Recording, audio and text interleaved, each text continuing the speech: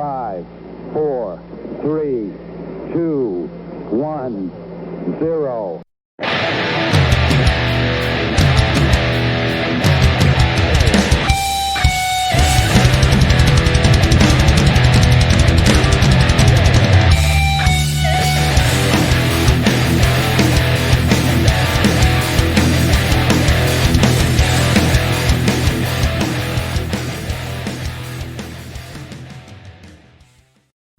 And with that, welcome to your Media Mosh podcast. I am your host, Shane Beauregard, coming at you with all your news, reviews, and previews on what to watch on your streaming services. I hope everyone's doing well out there, and I just need to apologize off the bat. It's been an even crazier time for myself, so I did not have a chance to record last week because just to let you on the inside just a little bit, since all this COVID stuff has come down the pipe, my small business has been turned upside down. So I've been left scrambling left and right on what to do next. So I spent the last week and a half just diving into another branch of my personal training services, trying to launch an online component. The problem is I'm an old dog trying to learn new tricks. Like, I wish I would have just not ignored social media for the last 15 years or so, because now it's coming back to bite me in the ass. So anyway, I've been self-educating, and I just put out my Facebook business page, Shane Beauregard Personal Training, and I'm trying to get that off the ground. So I spent all last week diving into that, so I do apologize for that. But here I am, and let's get you caught up on a little bit of news. Now, some of this is old, but this happened last night. Kelly Preston, 57 years old, just passed away. 2-year battle with breast cancer. Rest in peace. I became aware of her back in 1985 as a young, growing lad in the movie Mischief, which I have not seen since I was probably like 11 or 12. And as you know, back in those days, there's a reason why 11 and 12-year-olds gravitate towards those movies. It was one of those TNA comedies back in the day. So yeah, very rewatchable as an 11-year-old. Very rewatchable. But later on, she went to do Twins, Jerry Maguire, and then she just kind of was in less and less. I think she was in Old Dogs with Robin Williams. She was in the 2007 Death Sentence with Kevin Bacon. So too young, 57 years old. Rest in peace, Kelly Preston. For all you Sabrina fans out there, Chapter 4 is going to be the last season. Netflix decided to cancel that show, which, again, I don't know what formula Netflix has used to keep shows and cancel shows. To me, that was one of their better shows, to be honest with you. Branched off of Riverdale, which me and the VP are back into full swing.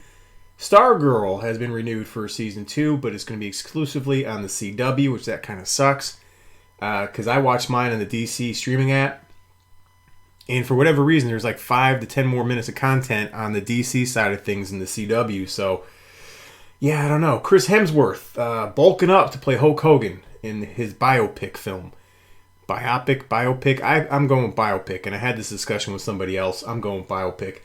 But yeah, we don't need a movie about Hulk Hogan. Like, seriously. Like, I know he was like the biggest wrestler back in the 80s, and you couldn't find a bigger WWF fan than me back in the day. Like, for real. But he was never... I always hated Hulk Hogan. I was more of a Randy Macho Man Savage guy back in the day. I also like Mr. Wonderful Paul Orndorff. But I could go on a whole rant about wrestling, and I'm not going to do that to you. But apparently he's going to get bigger than he was for Thor. Which, hey, let me let you guys in on a little secret, because I've heard this recently. In this case, it was a golfer, a very popular golfer, Bryce DeChambeau, I believe his name is. And he put on like 40 pounds of muscle in the last 6 months. Now, being in the industry, yes, you have to work hard. That's a given. You have to put in the work and train your balls off. You still have to put in the work. But if you think they're getting that big, kind of like The Rock, just eating 500 grams of protein from chicken and fish, yeah, you live, not on this world, you live in La La Land, folks. It's called growth hormone therapy, testosterone. That's right. Pharmaceutical grade. That's what you, because there's no way you can gain that much muscle in that short amount of time.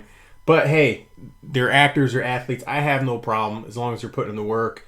And growth hormone therapy is being regulated by a doctor. So anyway, Another rant I can go off on, and I'm not. But yeah, Chris Hemsworth, I love him, but I'm starting to have a beef with him now because I told you in the fitness industry, I have to fight off a lot of things. Talking spin bikes, fucking talking mirrors. I got an anorexic Jean-Claude Van Damme working out with apples and water bottles on YouTube. And now I discovered Chris Hemsworth has a fitness app. Are you kidding me, Chris Hemsworth? All these obstacles in the way. Chris Hemsworth. Yeah. Anyway, The Boys Season 2 trailer dropped, and I cannot fucking wait for that show. It's making my pants move a little bit. It comes out in September. Absolutely love that. The first season of that. Also, they dropped a new trailer on the Umbrella Academy Season 2. And yeah, that is all the news I have for you.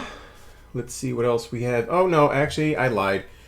July 15th, you have Psych 2, Lassie Come Home, on the Peacock Network, which apparently it's launching July 15th. They're having a free... part of it's going to be free. I'm guessing you can watch a lot of the older shows, NBC shows, for free, but then you do have to pay for like exclusive content. I'm pretty sure Psych's going to fall in that umbrella of paid content. You can watch Tom Hanks' new movie Greyhound. It's on Apple TV. It's currently sitting at 78% of Rotten Tomato.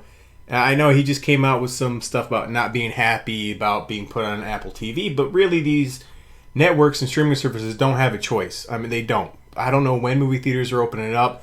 It probably would have kicked ass seeing it on the big screen, but it is what it is. I don't know. Maybe they'll re-release some of these on the big screen when they finally open everything up. All right, so that is all the news I have for you, I believe. I'm sure I'm missing some stuff, but anyway, I'll get back to that next week. On a personal note, I just started watching Kingdom, and for those who know me, I am a huge Frank Grillo fan for whatever reason. Ever since the movie Warrior with Tom Hardy and Joel Edgerton and Nick Nolte. If you haven't seen that movie, go check it out. I believe it's on Amazon Prime right now. It's a mixed martial arts show. It was a DirecTV original, ran for 3 seasons. It also has Nick Jonas in it, for all you Nick Jonas fans out there. And I'm like 3 episodes in, and it's definitely a show for me. So if you're into like the mixed martial arts, family kind of drama, you can find that on Netflix right now. It's called Kingdom. I tried to watch The Warrior Nun. I'm like 3 episodes in, and it just has not grabbed me yet. And the lead actress, me and the VP started watching the show. Is it me, or is she just like a hotter version of Ellen Page? Not saying I ever thought Ellen Page was hot. Ellen Page is okay. I mean, she's like the little... I don't even know if I can say tomboy next door. But you know what I mean. She's like the girl next door. But this one, I know she's young, and I feel dirty for saying this, but... yeah, she's like a hot version of Ellen Page, if Ellen Page was hot. So I'm going to give that a slow watch because, again, it hasn't grabbed me yet, so I'm 3 episodes in. So let's see what the top 10 streaming Netflix shows and movies are for July the 15th. Number 10, you have the Netflix original Desperados. That's a romantic comedy.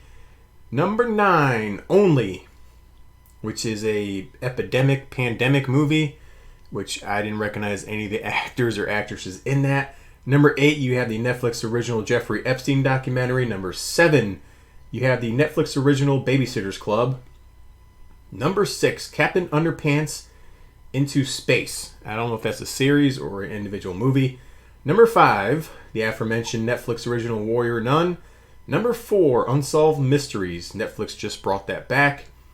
Number 3, The Lorax. Number 2, Zac Efron's Down to Earth. And number 1, the Charlize Theron vehicle Old Guard. Which, going back to Down to Earth, I have not seen that yet. I like Zac Efron. I do. I'm putting it out there.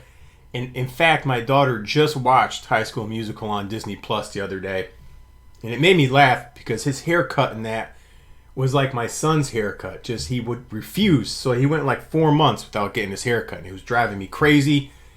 Ever since the military, I've been pretty OCD about my hair. Like, I like it short. I got to get it cut every 3 weeks. Like, standard. So, I've been trying my damnedest just to lay off him. Because I think the problem was every time I mentioned it to him, in his little defiant way, he just refused to get a haircut. So, he finally wanted to go and get a haircut. And this is what I'm leading into. He goes and gets a cut. He wants a skater cut, what he calls a skater cut. So he gets it cut short around the sides and in his back, but he leaves the length out in the front. And he likes to part his hair to the left. So he comes home. I think it looks good, right? And then I go ahead and I watch Old Guard with Charlize Theron. And I swear to Christ, I put his picture up, his new haircut up on Facebook. When you watch Old Guard, go check out the picture of her haircut and my son's haircut. Same exact style, same length. I was just laughing. In fact, it took me out of the movie for a while because I couldn't help but think about my son and his haircut. So, not to say he got a girl haircut because, all haircuts are unisex, whatever. But it just pretty funny coincidence when he gets a cut. That's what it looks like. So let's get into what I watched. First, I ranted about My Name is Earl last episode. I know you're probably tired. You probably don't want to hear anything about that. But all I'm going to say is this. I finally finished it. All 4 seasons, 96 episodes. And I almost shed a tear at the end because I stand by it. It's probably since, let's go the year 2000. It'd probably be my top 5 sitcoms since the year 2000. It's a just good-natured, warm-hearted show with a good down-to-earth performance by Jason Lee. And I think that's some of Ethan Suplee's best work. Or probably his best work he's ever done. Not like he's had a catalog of stuff, but that's his best work to date. So anyway, finished that up. And on Netflix, I watched one movie on Netflix. I watched one movie on Amazon Prime. And I'm glad to report no cock and balls this week. No weird-ass masturbation scenes. No weird sex scenes. No cock and balls. So it was a success. So let's get into the Netflix movie first. That is Old Guard. Like I said before, it's 81% critic score with a 75% audience score on Rotten Tomato. Directed by Gina Prince Bythewood. I hope I got that right. She's directed The Secret Life of Bees, Love and Basketball, and Marvel's Cloak and Dagger. And I had, to be honest with you, I had higher expectations because Charlize Theron has been on such a roll lately. And she's really transformed herself into one of the better action actresses here, or actors, period. Going back to Mad Max, Atomic Blonde, and now Old Guard. And even before, you could say she did 2005, she did Ian Flux, based on the MTV animated series. So, yeah, I like her. She's very believable as an action actress. So my expectations were probably a little bit higher than they should have been. Now, this is based on a comic, which I have no idea.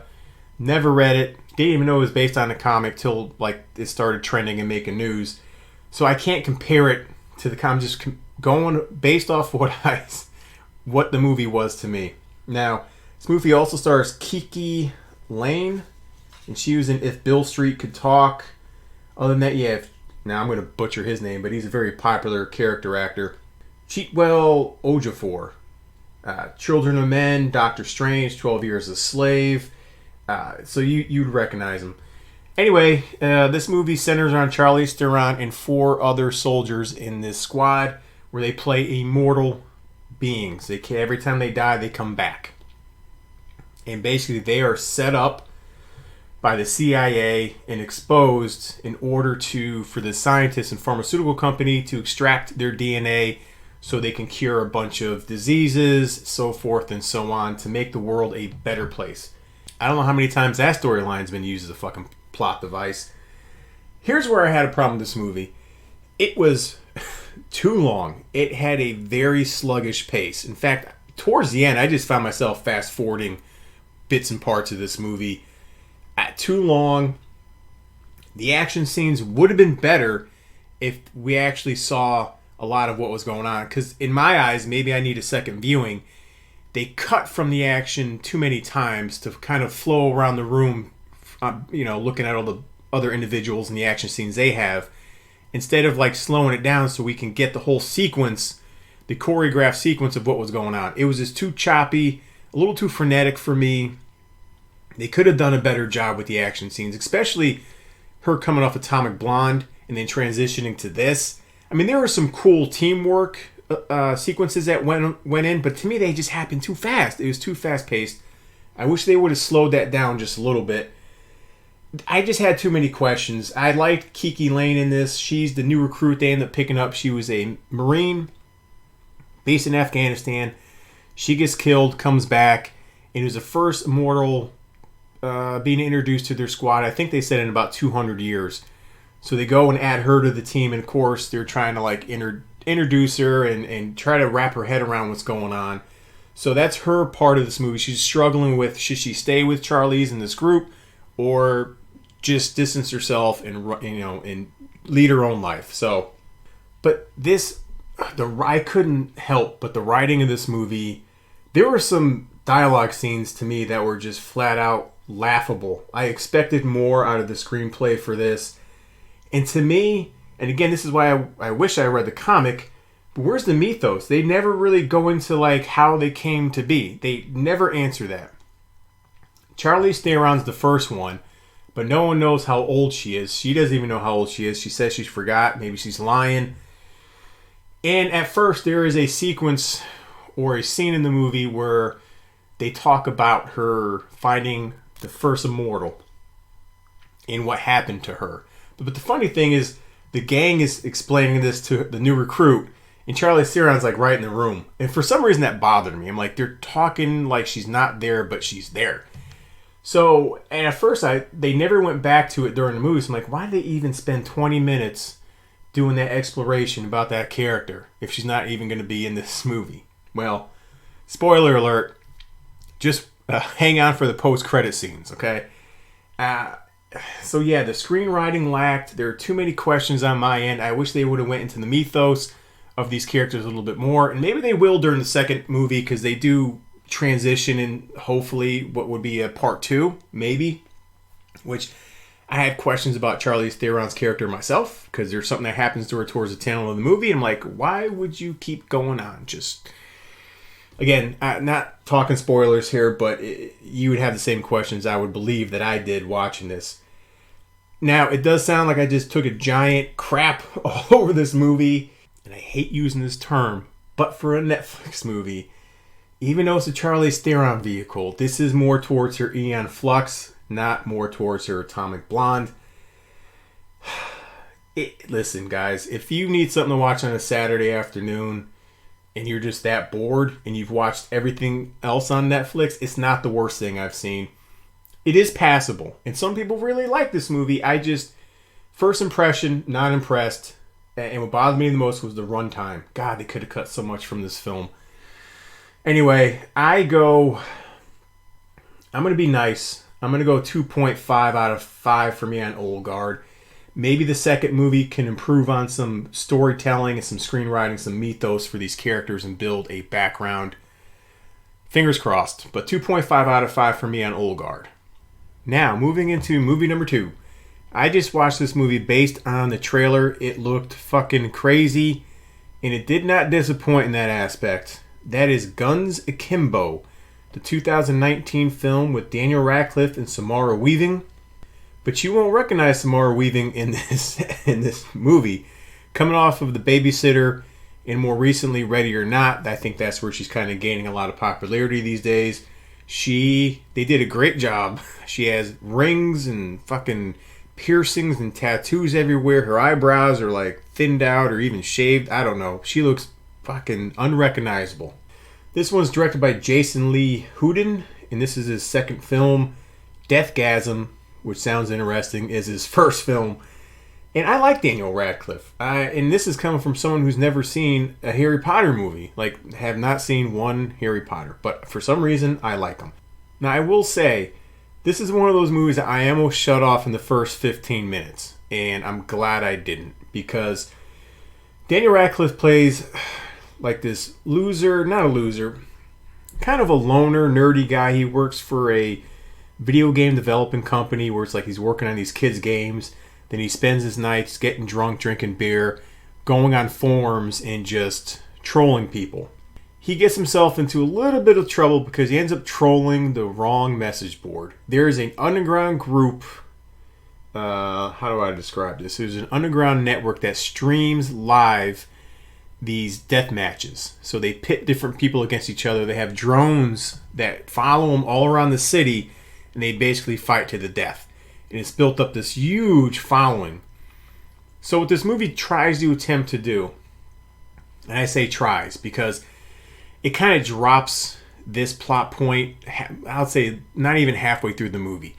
They go into like how people are just trapped on their phones now and into technology, and they're kind of desensitized to everything, and how we need to go out and experience the world, like we used to. But they kind of got away from that as Daniel Radcliffe gets more involved into this underground group called Schism, by the way. That's called Schism. So he ends up flaming their message board, and little does he know, the guy who runs Schism, runs the message board, ends up tracking him down, knocks him out, and basically nail guns and bolts 2 guns to his hands. So his fingers are already on the trigger.